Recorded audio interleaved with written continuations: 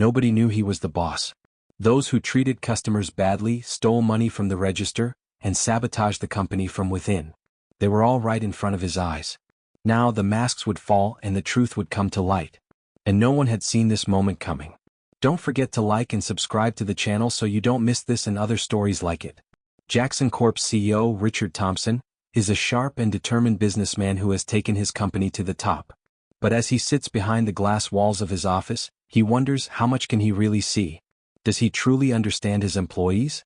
Does he know their daily struggles? Does he need a report to spot the flaws in his company, or should he step into the trenches himself? He makes a decision. He will go undercover in his own company. Dyeing his hair gray, growing a beard, and wearing an old pair of glasses, he becomes Steve Carter, an ordinary worker starting at the lowest level of Jackson Corp. His goal is simple: to experience his employees' work firsthand, identify operational flaws, and understand the company culture from the inside. But this experience reveals much more than he expected. A hidden danger lurks within. Some employees aren't just neglecting their jobs, they're actively trying to bring the company down. Fake reports, missing inventory, employees exploiting company resources for personal gain. Richard realizes he stumbled upon a betrayal too big to ignore. Now, it's no longer just about a CEO understanding his workers, it's about saving his company. But to do that he can't trust anyone, because the enemy might be closer than he thinks. Richard starts his first day under his new identity at one of Jackson Corp's busiest branches. As a CEO he has spent years dealing with numbers, reports, and meetings, but now he will see the real operation from the inside. As a waiter. When he puts on his apron and steps into the service area, he learns that he's been assigned a mentor, another waiter named Travis. But from the very first moment, Travis sets off alarm bells. A customer approaches to ask about an item on the menu.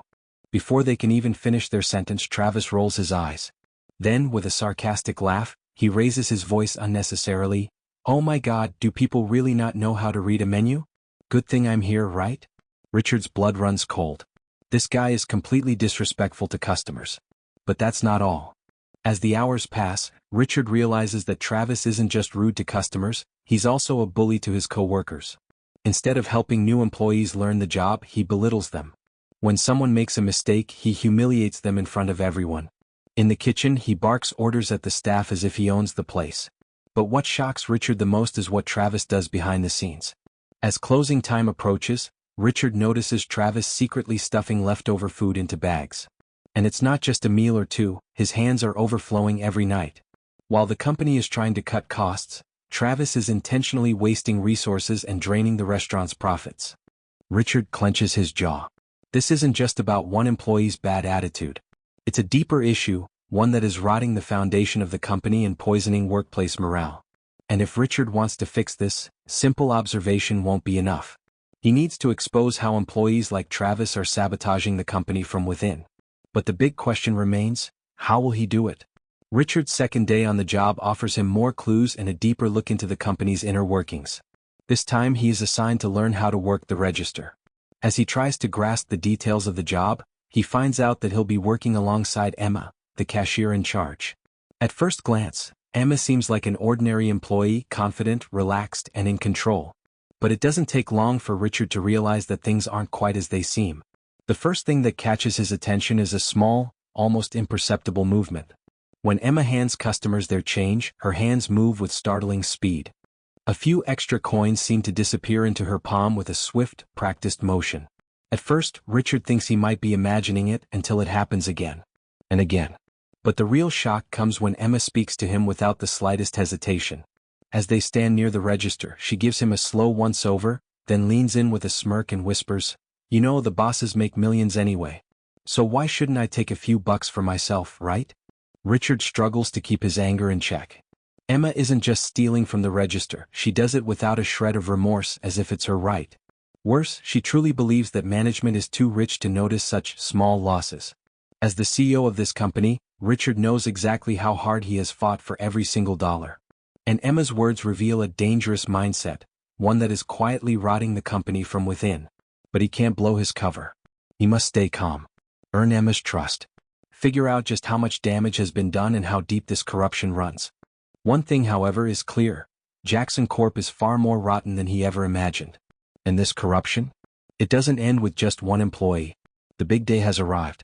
Richard has completed his undercover mission, learned everything about his employees, and identified the rotten apples within the company. Now it's time to reveal the truth. All the store employees are gathered in the main hall for an urgent meeting. As murmurs of curiosity and slight unease fill the room, Richard silently scans the crowd, letting the tension build. Then he takes off his glasses. He wipes away his beard and delivers the words that hit like a thunderclap. I am Richard Thompson, the CEO of Jackson Corporation. The entire room freezes. Whispers rise. Shocked glances are exchanged. Some faces turn ghostly pale, while others cover their mouths in disbelief. But the biggest reactions come from Travis and Emma. Richard turns to Travis first. His voice is cold, firm, and commanding. Mistreating customers, humiliating your coworkers, and stealing food from the kitchen. None of this aligns with our company's values. That's why you won't be working with us anymore. Travis stands frozen, his face blank with shock. When he finally processes what's happening, he scrambles to defend himself, his voice shaky as he stammers, "Wait. I mean, everyone does a little. I was just..." But Richard doesn't budge. "This place isn't for people like you, Travis." Travis's face drains of color. For a moment he looks away, then clenches his jaw and storms toward the door, his pride shattered. But Richard isn't done yet. Now it's Emma's turn. Turning to her, he looks her straight in the eyes, his expression firm but tinged with disappointment. "Honesty is everything in this company. I saw you stealing from the register with my own eyes. I can't let you stay here any longer." Emma's face flushes deep red. Her lips part as if to say something, but no words come out. Her breathing quickens and her eyes well up. But she knows there's no point in arguing. Richard's words leave no room for doubt. With a quiet nod, she turns and walks out without a fight. The remaining employees watch in stunned silence. Richard lets his gaze sweep over them. Now only those who truly belong here remain. Taking a deep breath, he speaks, his voice strong, unwavering.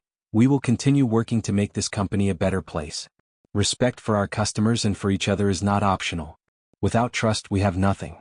Now, let's move forward with those who truly deserve to be here." For a moment there is silence. Then the room erupts into applause. The employees watch their boss with admiration. They now understand one thing. Everyone must do their job right because anyone among them could be the boss. And from that day forward, everything changes. Employees work with more care, more respect, and more dedication. Because now they understand the importance of doing the right thing. And once again, Richard Thompson has saved his company.